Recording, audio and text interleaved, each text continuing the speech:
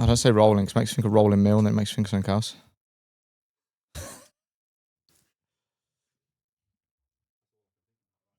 Is that your water? Yeah, I wouldn't mind a water, please. Service. Oh, you're my best friend. In a world we must. Oh, no worries. I'll tough it out. I just come to expect a certain level of service here now. So I'll drink that old one. Sure. Yeah.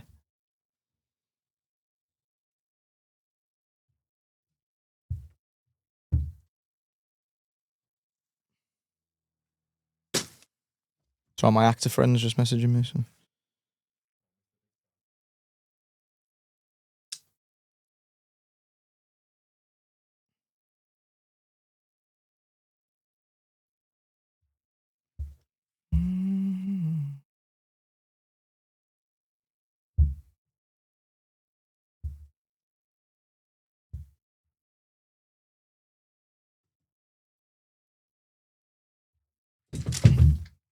There's a wire there, mate.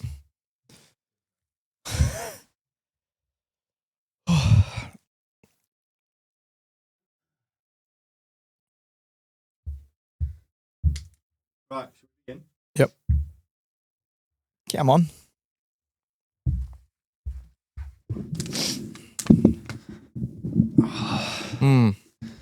Could this have been Nick's though? That's a good point, actually. Yeah. Tonsil plague. Probably not. Wise. Yeah, Wise dodge. It's all right. We can just snog yours. Anyway, so welcome to episode 3 of the KBX Nutrition Podcast. Today, guys, we are firing from the hip. We're missing our tech guy, and also he's our host as well. So you know, I've just kind of slotted in. But no, we're here. The ball has to keep rolling. We got to keep moving forward, regardless. That isn't just a life mantra; it's a business one. You know, things are going to happen. You just got to keep turning up. That's when the magic happens. So today is a mini series. So today is like, I don't know if we're going to call it episode 3 or we'll just call it a mini series. Maybe just pick up. It was kind of wrong doing it without Nick. Yeah, R.I.P. Nick. He's bedbound with. I think he might have COVID. To be honest, it sounds quite COVID-y. What he's got, but yeah, we hope it's you're very okay, mate. Tonsily though, isn't it? I could hear it in his. Yeah, you know, he does like to lay it on thick though. For a guy that doesn't have any days off, he has quite a lot. Bit of man flu, bam flu. It's easy to roast him when he's not hearing it. He'll watch this though. Yeah, so. He will be probably editing it as well, so might cut it out. But yeah, so he's also, like I mentioned, he's our host, and he usually comes through with the questions. But we're knowledgeable guys. We're in this business. We know what we're doing. I've also prepared some, as you probably noticed from previous episodes, I kind of go off the cuff, off the script. So I've got some ideas that I think will be entertaining for the next 45 minutes. So, but let's get with some updates, like you were saying, just off camera. There's quite a lot that's happened this week, some good positive stuff, some things that have taken weeks and weeks and weeks of preparation have finally come into a head. Do you want to lead with that? Yeah, 100%. So I think, there's a few things. First up is we recently got our trademark registration confirmed. So that was a big win for us. Mm-hmm. The trademark registration process is quite a lengthy one. You've got a load of forms to fill out. You've got to choose what it is you want to be trademarked, and then submit it to the regulatory body, the IPO service. And after that, there's actually a 2-month window. So after you submit your trademark, there's a 2-month window where anyone can oppose it, basically. So depending on what you've asked for, what words, what text, what images, there is a 2-month window.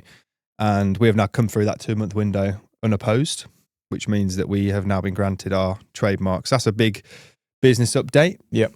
Yeah, it's nice. It's funny because when I listen to Joe's updates sometimes, I feel like how you guys do on the other end of the camera, even though I'm his business partner, I have no idea like what's going on for some of it. And it's interesting to see, especially, if you're watching this and you've got an interest in business, maybe you started your own or you're planning to, a lot of this stuff that, maybe on surface seems like quite dull, but it is really important, and it's things you don't think about, things I certainly didn't when you're starting a business, and just how much goes into it. You just think, oh, I'll just create a product and I'll launch it in a couple of weeks and then, I'll sell it. It's not. There's like so much stuff.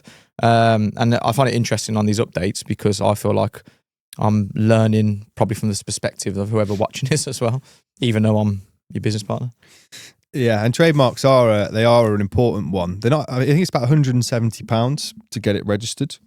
But if you don't have a trademark and then you go to sell your business and you say you've done really well and you're in that position, if you don't have a registered trademark for it, that means you either need to get one quick because otherwise somebody could file one against similar wording or text or even the exact same. Yeah. And then you've got a business that's worth whatever, and someone else owns the trademark for that text. I've definitely heard of like cheeky scandals where business is probably starting in someone's bedroom and doing really well, and they just don't think about these kind of things, and someone's gone, oh, hold on a minute, tried their luck and end up trademarking stuff that's like already established and doing really good money, and then selling it back. Same with domains. That was a big one as well. Yeah, if you bring out a brand, you got these crafty buggers who'll go and buy loads of domains similar to that name, and then when you come to use it, it's already taken. They'll sell it you for like an extortionate price. I remember hearing the story to do trademarks. I don't know how legitimate it is, but the Buffer brothers. You got Bruce Buffer. I haven't heard of them, no. You will do, because if you watch any kind of boxing or any kind of UFC, the announcer, the guy who goes, "It's time." Let's get ready to rumble. Yeah. So obviously, this is what the thing I heard was that. Oh, I have heard this now. So you got Bruce Buffer. I can't remember the name of the other one. Billy Buffer. Sounds like something else. But no, so you'd imagine, because of the sort of money that's in the boxing world in comparison to, like UFC or MMA, the guy from the boxing announcer, I think it is Bruce, the boxing, would make a lot more money. And he does get paid more per job. But the difference was he never trademarked his slogan. So it's time, let's get ready to rumble, or whatever it is. Yeah. Whereas his brother in the UFC trademarked "It's time" or something like that. I can't remember exactly what it is. How mad is that? And he makes shitloads off the royalties or whatever to his quote. So when it's used in like ads, games, fucking whatever. Yeah. Whereas the big time one didn't do it. That is mental that two brothers both do that at the highest level. They even look the same as well. In two very, I guess, good not genes, similar, but similar sports. Good throat genes. Yeah. Which makes me think, my brother's a singer, right? He's got his own band. He's lead singer in his band. I'm not sure that one. And made you think of your brother. His throat DNA's wicked. Mine ain't though. I can't sing. You got a good talker, mate. You got, No, I can talk, but I think that's more to do with like my brain than it is my throat game. This is what you get when Nick and hosting, man. Yeah, we're off the leash. Yeah. The other updates, so we had packaging. Yeah, we finally got our sachet design complete. Mm-hmm. And that has now gone to the manufacturer, and so everything is on time for launch at the moment. Still got some work to do with the box, the actual box itself that the product goes in, and get some designs back for that. But the sachet needed to be done first, so that they can get the products into the sachets, because that's the first stage of the process before the boxes. So I think it's worth expanding on as well, again, for anybody who's looking to start their own business, just how difficult it is getting like lead times, or like people to actually adhere to the lead time they give you when you're like considered small fry, because a lot of the people that we're working with for various, aspects of bringing this product to shelf, they deal with some huge companies who obviously like, invoicing lots and lots of money for. And then there's us, which, what we're spending isn't no, chump change to us, but like to these guys, they're dealing with fucking huge corporations, and they will say, yeah, no problem, we can get that done for you. And then you get pushed down the pecking order, which in some way I kind of get it, because if it was like my business and I had, someone who's got an invoice for £1 million and someone who's like 10 grand, it's like, what are you going to push through first? But that is just a hurdle you have to kind of get used to. And that's probably been the biggest slippage of our time, when it comes to stuff.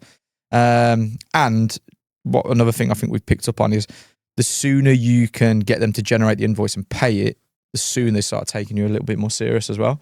100%. And I think that's just human nature.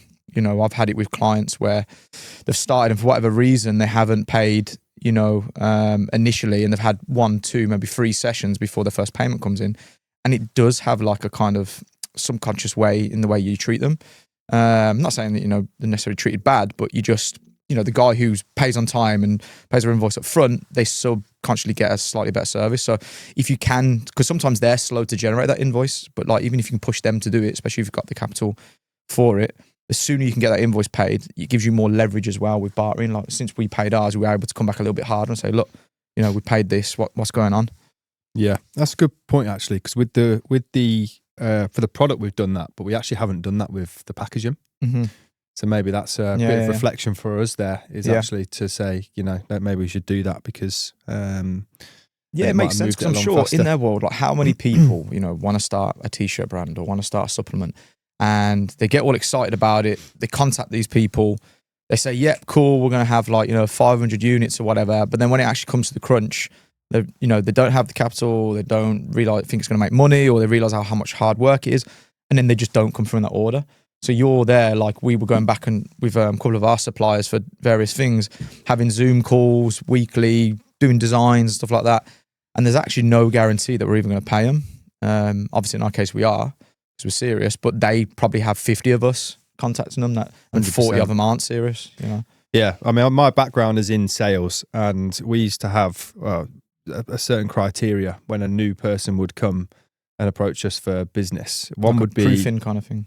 Yeah, so it's 3 pillars. One is prior experience. Have they done this before? Are they already a business owner? Number 2 is, do they have access to capital, and have they been able to kind of prove that they have that access to capital? Yeah. And then 3 is, do they actually have a passion for what it is that they're looking to do with you? Because that's not necessarily a qualifying criteria if you want to sell to somebody, but if you want their project to be a success, which ultimately reflects on your business, then that is an important factor as well. So those are the 3 things that we used to look for. And I think we probably qualify for all of those actually. I think, well, probably one's the only one, because even though we've got prior businesses, this is our first time in this kind of niche market with the supplementation. I know obviously you've brought creams to market and things like that from scratch, which I think definitely did help when we were on the calls, because I was just like, yeah, I run a gym. And you guys were like, yeah, you know, you got quite a pedigree in like dealing with like Shopify, TikTok, all that kind of stuff, and bringing your own products from scratch to market. So I think that definitely went a long way in proofing 1. 2, I guess, is, you know, everybody says that they've got the money for it, I guess, at start. So how would you, like, from a sales perspective, how would you get them to prove that? Would you just look at their businesses, you know, its turnover, or? You can look at, if they've got an existing company, you can go as far as looking at their company accounts on Company's House. I actually very rarely did that. It was more of like a... what watch they wore to the meeting? It's what car they turned up in. No, it's actually a bit more direct than you would think. So I prefer to do it on like a phone call, where I would say, look, you know, this is going to cost 50 grand. Have you got the finances to be able to do that? And if someone hesitates or fumbles, or be like, yeah, maybe. If someone's got the money, they just say yes. Most of the time, like, it's pretty obvious when that is the case. Confidence is key. Fake it till you make it. So there you go, guys. If you don't have the money, just say yes confidently, and they'll do business with you. Yeah.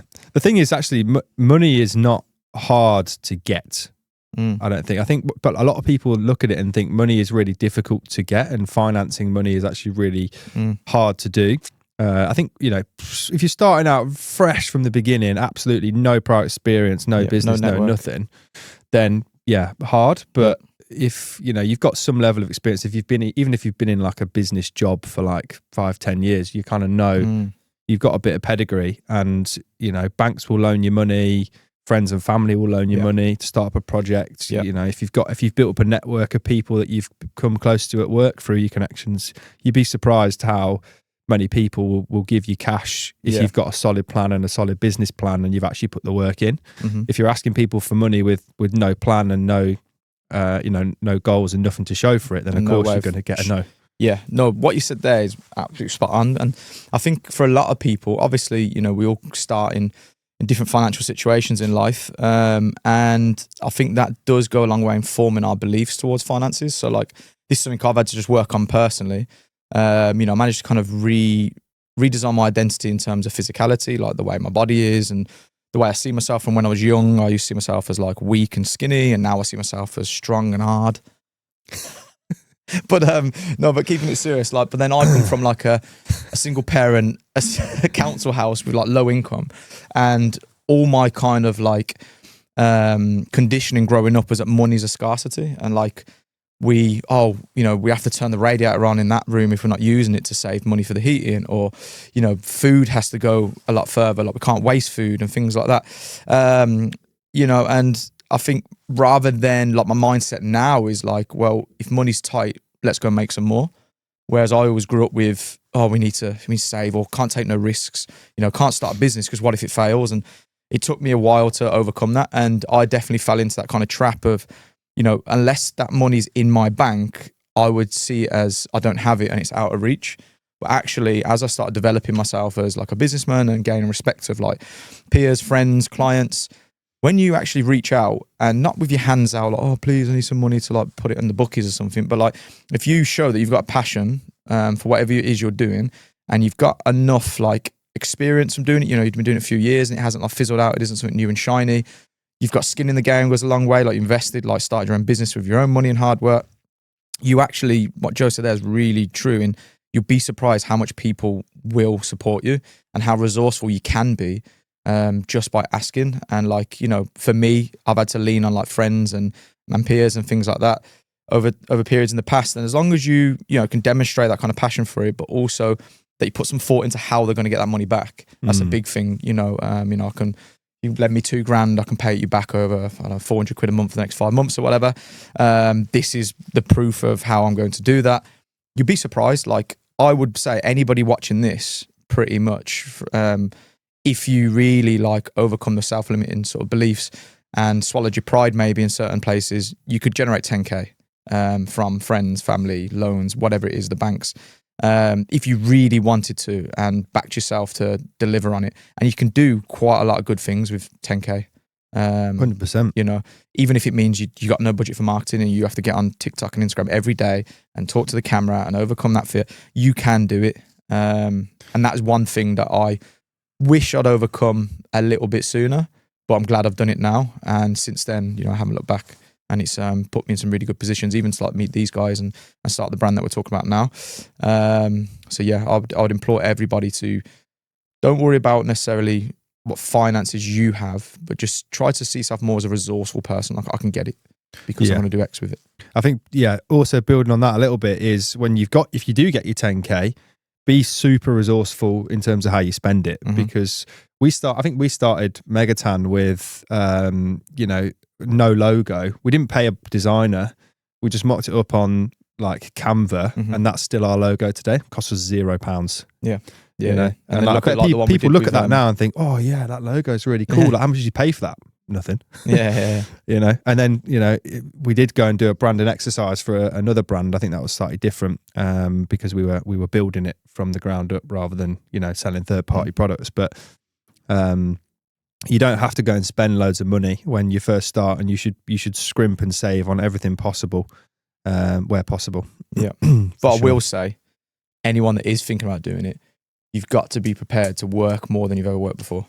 Oh yeah, because 100%. You're gonna, when you go from, and this is where most businesses fail, you have a great technician, maybe you're a good salesman, maybe you're a good PT, maybe you're great at nails or braiding hair, and you think, why am I, giving X amount to my boss when I can just go open my own place and do it myself? And on paper, financially, if all things work out, yeah, great. But what you soon realize is as soon as you start that venture and you sign that lease and you make them commitments, you are now a great technician at whatever you do and shit at 20 other jobs that you need to learn how to do really fast. And that is the things that will keep you up at night, because you won't know how to do them and you'll lose loads of money and loads of time trying to figure those things out.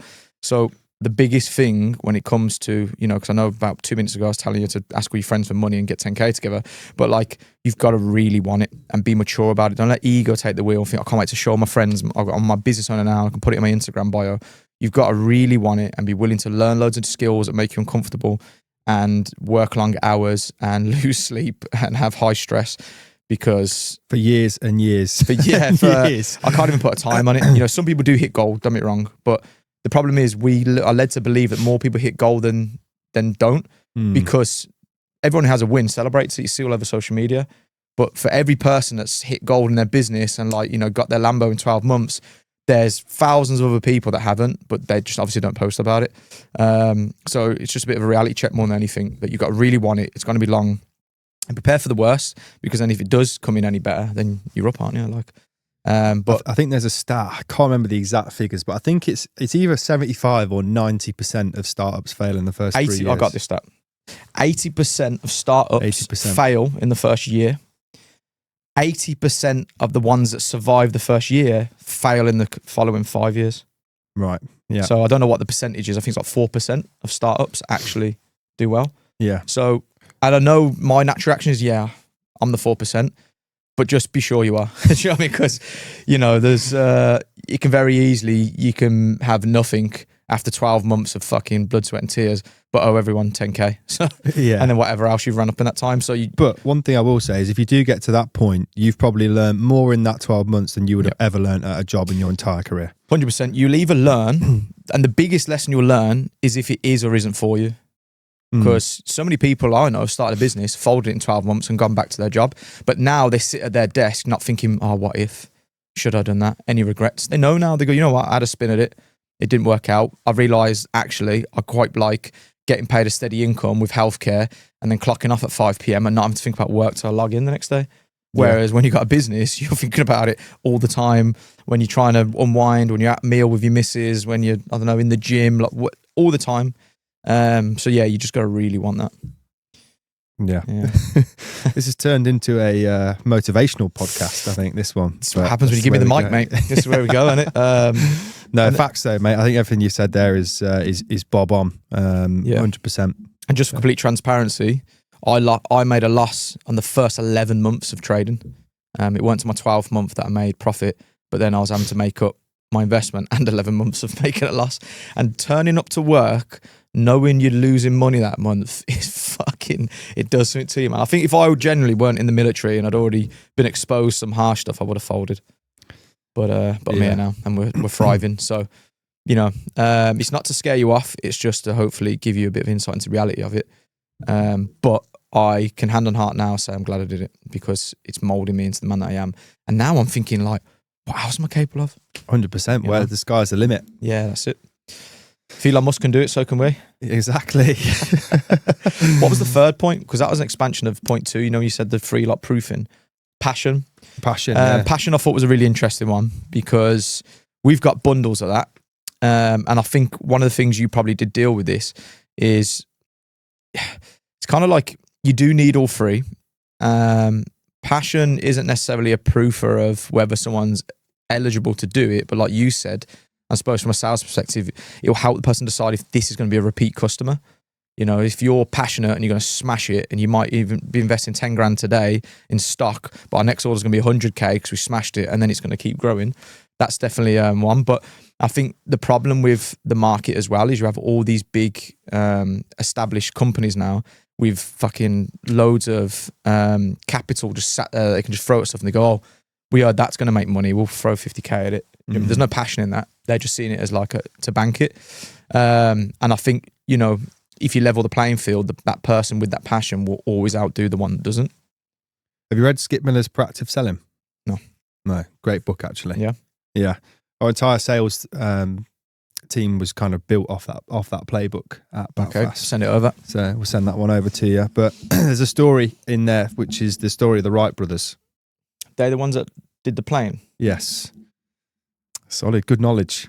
And the story the story is exactly that. So they built the first aeroplane that could fly. Yeah. So who were they up against? They were up against a massive conglomerate, like there was shitloads of money. Companies. I think it was actually potentially the vehicle industry. That were like, we're going to build the first plane, and they had all these people on massive salaries that had come from different jobs all over the world to kind of build the first plane that could fly. And the Wright brothers did it in their garage together with pretty much no budget, and they beat them to it and actually built the first plane. So Yeah, just shows you that if you really have a passion for it, which they clearly did, then you can change the game and succeed beyond whatever you think you're capable of. Because that actually links back to what we're saying in point 2. The reason passion's important is because when you hit like what appears to be an insurmountable wall, your passion will find a way, and your passion will, when you clock off at 5 or whatever, your passion will keep you there till 10 p.m. And you won't get that from, doesn't matter how qualified someone is. Yeah, they might be more efficient, they might be speedy, but if they don't give a shit, when they hit with problems and odds and things like that, that person with passion will I feel like it just does something to the brain. It expands it a little bit, like it improves like the creative juice in your brain, which means but like so that's a scientific study that we're gonna draw upon there. That's just something that comes to my head, but there is a little bit of study to go with that. But like your creativity, that your brain is capable of so much, man. And I feel like passion is sometimes the key to unlocking those creative innovations and way around things. Whereas, the textbook wizard or the super intelligent guy who's academic might miss that stuff, because if it doesn't make sense or compute through logic at first, then they won't even explore it. Whereas if you're passionate, you're like, I'll try anything. You know what I mean? I want to make it. Yeah. I think it's that, for me, it's that piece, which is the, any object can be overcome by looking at it a different way, by thinking about it a different way. Yeah. And I think if you do have a passion for something, you find a way, whatever the way may be. And I think that's probably where your creative juices in the brain is coming from. It's determination. It actually comes from the book I'm reading at the moment. We need to move on to the third update in a minute, which is okay, cool, Elevate. Yeah. But cool. I'll just quickly do this one. Is that all right? Yeah, I'm hosting. Yeah, of course it's all right. Psycho-Cybernetics by Maxwell Waltz. One of the two. But he talks about how, I'll do it very brief because Joe's on a timer. But he talks about how the brain, they basically found out loads about how the brain works from creating electronic brains for autopilot systems. And when they designing that for like heat-seeking missiles and autopilot jets and stuff like that, they built this electronic brain. And then back then in the 1950s, they didn't have a lot of evidence on how the brain actually moves towards a goal. And then they started like sort of cross-referencing from how this electronic one worked. So, you fire off a missile and there's a fucking wall in the way. It would just like feed from that information fed to it. It would auto-correct left or right and go around it, but always keep moving towards the target. And the bit of the creative thing I was talking about is sometimes we put too much stress and emphasis on it all making sense and find a logical route to the problem. Other times you have to kind of just have the goal in mind and get out of your own way and let your brain come up with new creative ways to keep moving forwards. Obviously Maxwell describes it a lot better than I do, but that's where that originally come from. There you go. Point 3. Point 3 is Elevate. So I wanted to talk a little bit about this on the pod because I had a little look at the link, but I don't know what it is. It's essentially the largest trade show in the UK. There are other big ones like FIBO in Germany and a couple of other big trade exhibitions. And it's essentially everyone in the industry that we're going into. So the likes of supplement manufacturers, gym equipment providers, people that own gyms, people that own leisure centres. And then a load of PTs will be going there. Like it's basically a big industry event for the fitness industry. Where is it? It's in London in the Excel on June 16th and 17th this year. Nice. And tickets are free if you just want to go and attend. Obviously, if you want to exhibit, you're going to have to pay quite a substantial amount of money to do that. And then I think if you are actually like a supplier of things, that you have to pay a ticket price as well. Yeah. So that'd be a good day out for us. Yeah, I think it'd be good to get some content, good to kind of network and meet some people in the industry. I'd bring one of the PTs along. I always find that actually like going to these events, I've done trade shows for the last 5 or 6 years, and like the face-to-face in-person interactions that you make at trade shows, whether it be with like a distributor, whether it be with a gym owner, like actually going and meeting people face-to-face, you get so much more business than just like messaging and cold emailing, video calling people. It's the number one way, in my opinion, B2B to kind of make connections. This. Like I built KBX training on, I've ran ads, I've got the SEO guy, I've got like all these different lead funnels, posting on social media all the time, but the most clients and the most quality clients I've generated for that business have just been through face-to-face interaction. And I say this to the PTs because the biggest thing, not to go on too much of a tangent here, but like the biggest hurdle PTs face is getting clients, getting enough to sustain their lifestyle before they even get to the bit where, you know, they can get nice things like just having enough for like rent, car, food, all that kind of stuff. It's really difficult, but my hack and the best way to get that in quick, and I teach this to the guys now, is just say hello to people, even in the street. I know it sounds fucking mental, right? Yeah. I've literally walked past people in the jewelry choir and said hello, and then I've seen them again and go, "Oh, you're right, mate." And then I've seen them having a coffee, and I'm in the queue, like, and they've turned into like clients that have put, you know, thousands of pounds into my business. Like, you just don't know. And people, because of the world day and age we live in, it's even more important now. People actually do really appreciate human interaction. Oh, 100%. And I just say to him every time, I even said to our youngest PT, you know, he's at that age where he's going out and stuff. I said, when you Danny Boy, shout out Danny. Shout out Danny, said, you know, good lad. I did this a lot. Mrs. won't like hearing this, but like when I used to speak to birds on a night out, I'd tell them I'm PT and I'd book them in for a consultation on that night. You know, you'd have like a low show rate, but like 40% would turn up and I'd have consultations. And then, like, that's how I built my diary. You're running two lead funnels at once there. That's it, you know. Yeah, just give me a number, I'm a PT. No, but like, you know, and guys as well, like any kind of social place, especially when they're pissed, everyone loves saying, "Oh yeah, I've been meaning to get rid of this gut," or whatever. Cool, man, give me a number, I'll book it. And I'll book it in then and there. I wouldn't go, "Oh, let me know." I'd book them in. Yeah. And I'd remind them when I wake up in the morning, and then I'd get them in. Same when I go for a coffee. If I'm stood in the queue, I'll speak to the people left and right. And the best thing is, if they're near where you work, you know, they either work there, live there, or visiting family, friends who live there, there's a client there, man.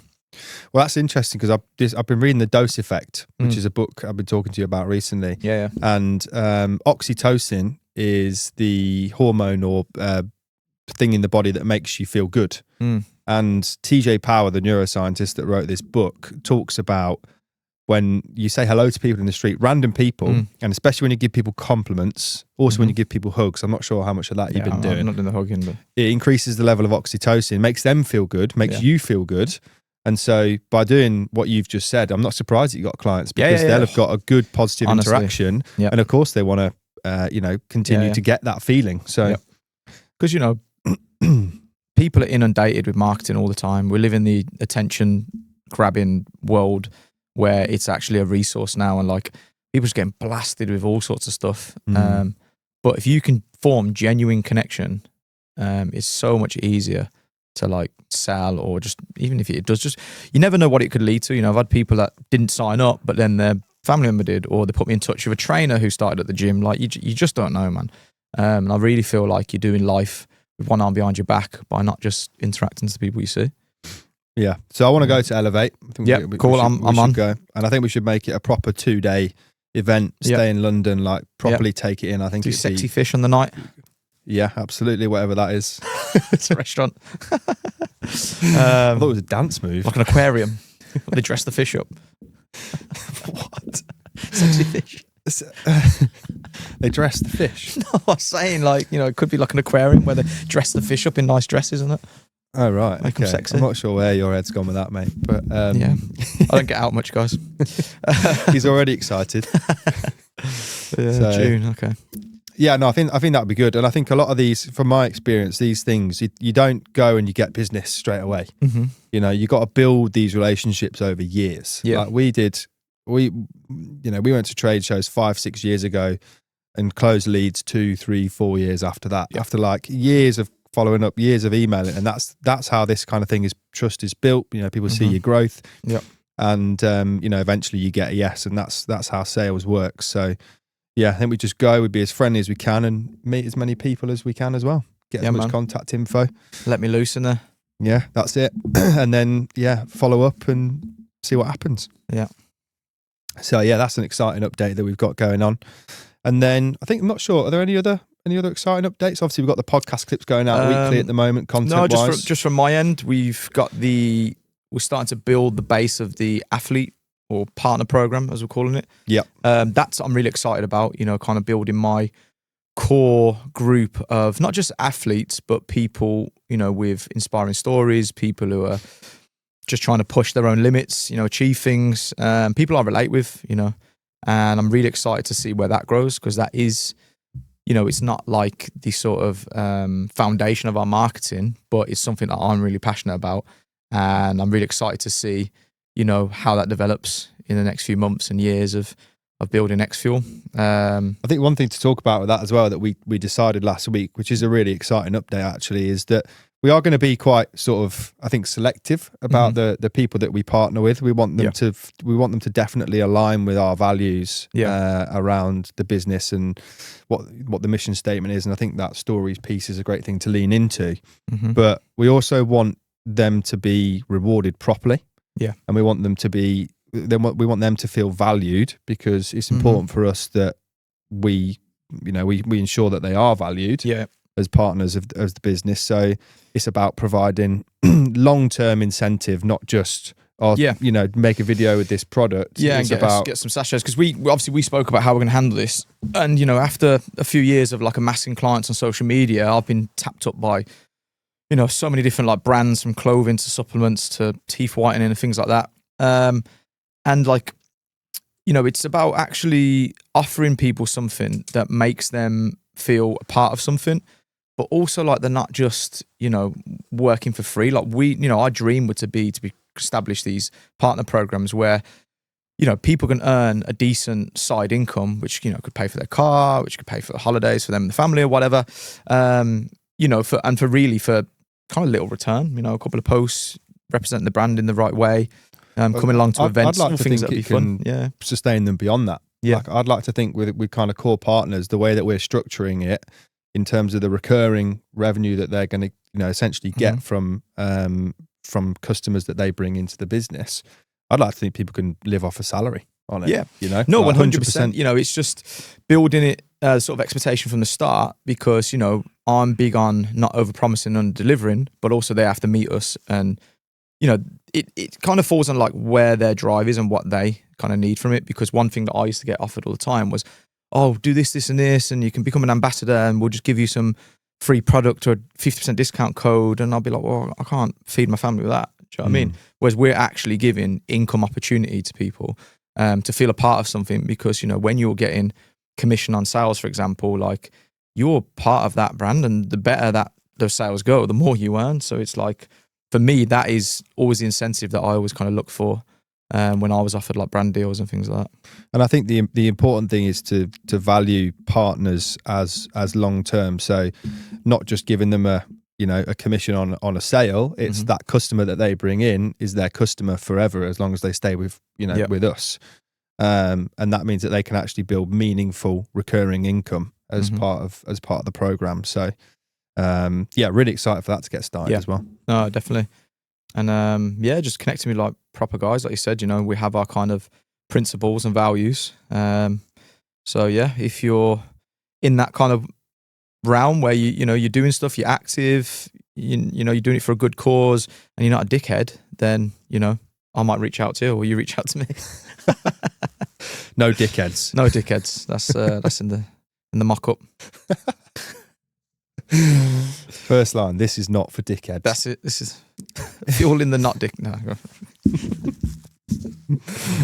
Oh dear. Right. Well, I think that's probably a good stint there. Is there anything else you wanted to go through? I know you said you had a few bits you wanted to add in. Yeah. Mine was just more sort of getting to know us a little bit, rather than the sort of representatives of KBX Nutrition. I saw a funny series online. I thought we could try it, maybe throw it in at the end of a couple of podcasts, or just do it as a mini series on social media. Fire away. Basically, what we're going to do, me and Joe, we're going to come up with a topic, and we're going to present hypothetical situations to each other. You've prepared for this, haven't you? I actually haven't. I thought of topics that would be good, but this is the whole point. We got to think of it on the spot. Okay, all right. I'm sure we can edit out shit ones, but no, so we're going to think of a topic. I think today's a good one. Excuses. Like what would be seen as like a valid excuse. So I'm going to create like a hypothetical excuse, and you're going to give me your opinion on whether you think that's valid or not. Okay. So let's just give it a whirl. Obviously, we haven't prepared for this. Might get edited out. So, sorry I'm late to work. The traffic was really bad. Not a valid excuse. Why? Because if you're late to work, then you know the route that you travel on.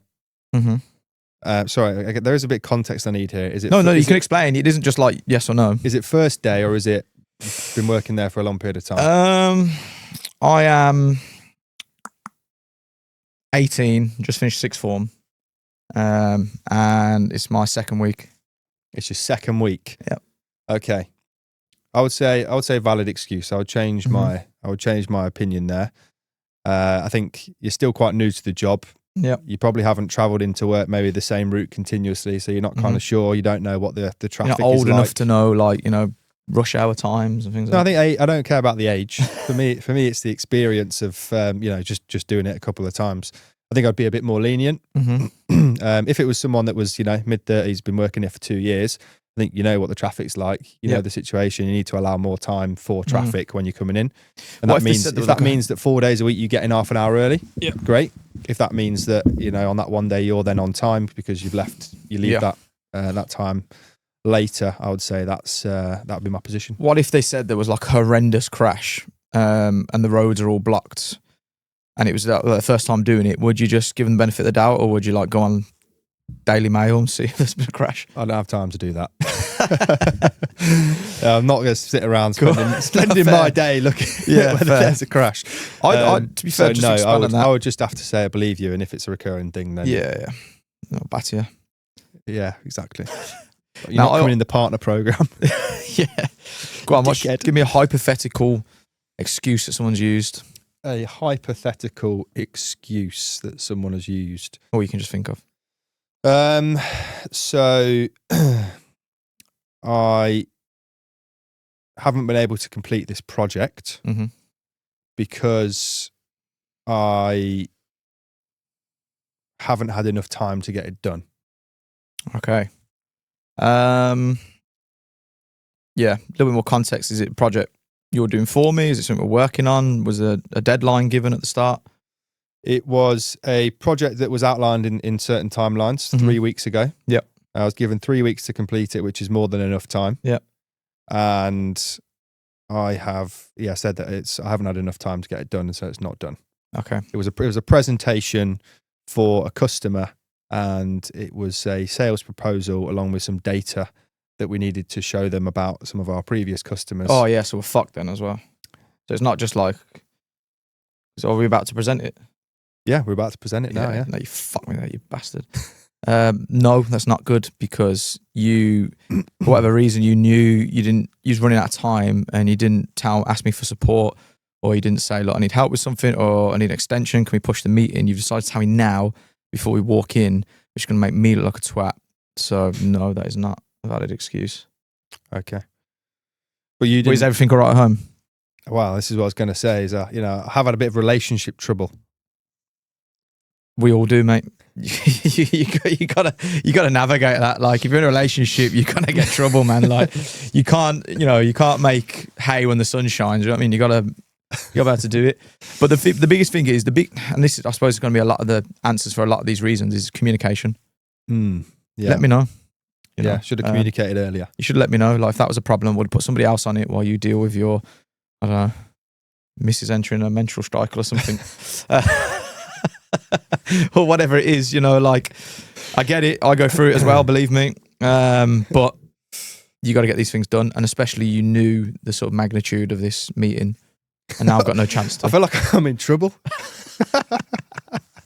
Yeah. Shit. God, I need to get that done now. Okay. Sleeping. So this isn't like, I work for you or anything, but just as a external watching, sleeping through your alarm in the morning because you was up late working on a project. Did I genuinely sleep through my alarm? Yeah, so like, it's not like you're reporting to your boss, but you fucked up because you're meant to be at work for 9 or whatever, but you slept through your alarm because you were just up late, grafting on a project. Valid excuse. Valid excuse. Yeah. Yeah, I wouldn't be mad at that at all. I would say, well done for working late. And I appreciate you putting the extra hours in. Is the project finished? Did you get it done? No, but it wasn't due in. Okay. You All know right. what I mean? I just got into a workflow. I fucking cracked a can of Monster full sugar and just sent it. Yeah, not mad at that. Don't make it a habit. Yeah. But on this occasion, thanks for being honest, and yeah, I'd like to see what you've done. Yeah, I think that's the biggest thing. You got to reward, honesty, because it's so easy in this world now to like just default to white lies. Like that person could have said, "Oh fucking hell, there's traffic, there's a crash and that." Sorry, mate. Yeah. But instead, he said, "Look, I was fucking, my autism was in full flow. I'd had a Monster. I was just going for it, and I've got like a week's worth of done in like a night." You know what I mean? But what I would say to that is, I was wondering where you're going with that, mate. But you could have dropped me a text. Yeah. When you're logging off at 4 a.m. going, look, just finished. Yeah, I've just finished. I'm going to try and get up still, but like obviously this is the situation. Because I think that's the thing that kind of diffuses a lot of stuff. Like, we're in business, we get let down all the time by customers, staff, friends and family, but it's the ones that you don't see coming that are the biggest letdown. When that person just doesn't turn up. Yeah. If they text you in the middle of the night going, look, I'm ill, whatever it is, it's still annoying. You still got to deal with it, but at least you can, that's part of what you need to accept when you start a business. You're gonna have to deal with those things. I think a lot of people don't realize as well is that people see straight through that. Yeah. 100%. Yeah. You see straight through it. You know exactly what they're doing. Yeah. And when you give respect, you get respect. 100%. And so it's gonna, it's only going to benefit you in the long run if you're honest and tell them seriously what's happened. This is the thing, you will progress. Like I've gave people crazy chances that work for me in my business, and like purely based on the fact that we establish a baseline of respect and integrity. I just say, like, we're all human, we're all going to fuck up, but just don't fucking lie to me. Because if you lie to me, then you'll make me the way I am. I'll naturally question, what else do you lie about in your life? Are you even who you present yourself to be? Can I trust you with responsibility? Can I trust you with projects? And if I feel like that all the time, then I'll feel like I don't really know who you are, and I won't feel comfortable around you, and you won't be in my future plans. But you can fuck up, but just tell me, man. Like, I'll do it as well. Yeah. And I think that's massive. And also as well on the fucker uppers side. By defaulting to white lying, you might feel like you've, I think he's bought it, or, you both look at each other knowing you're lying or whatever, that happens. But then you go, right, whatever. And you feel relief from that moment. But actually what you need to feel is that little bit of shame of going, I fucked up with this. I'm really sorry. I won't do it again, because that shame that you feel will then improve you as a person, because you won't want to feel that shame again. Whereas if you get into the habit of just white lying all the time, you avoid that feeling, you keep kicking it down the road, and it actually stunts your development as a person. Agreed. But the biggest things that I've got better in life is because I'll just take it on the chin and say, this happened, it wasn't good enough. I know what I need to do. I mean, they might have a go at you, they might not. But regardless, like, I know that I need to step up to the plate a little bit more and improve something, and then make those changes. But if you just get through life just rolling off the responsibility and dumping it on others, or saying it's because of this and because of that, you won't get anywhere. You're not actually owning up to what you've done, which means that if you own up to what you've done and accept that you have not, been the right person, completed the thing on time, next time you will. Yeah. Whereas if you constantly lie and constantly make excuses for yourself, that will just end in a never-ending cycle, because you'll just never own up to what you've done. You'll get great at lying, it doesn't have to be big or small. Yeah. Do you know what I mean? It could be anything. It could be tiny things. Yep. And that will just then spitball, eventually to the point where you lose your job, or someone won't trust you, or whatever. You lose a relationship, a friendship. No, me and the missus, we have a thing, like, no matter how awkward, embarrassing, stupid something is, we just always tell the truth to each other. Even if you think it's a white lie to help them or protect them, just you build such a deeper connection when you actually know who each other are and who you're dealing with in something.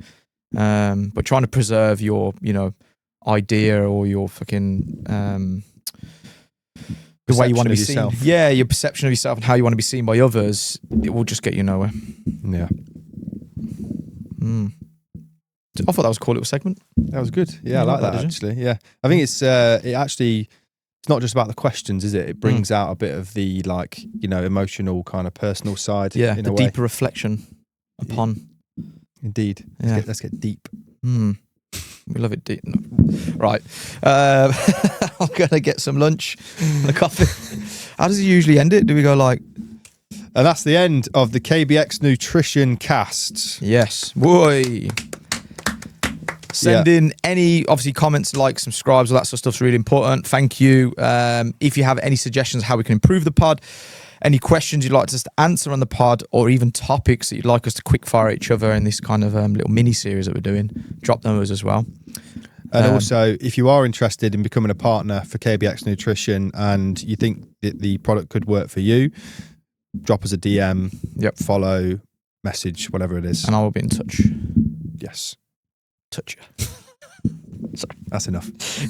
We can Thanks for watching.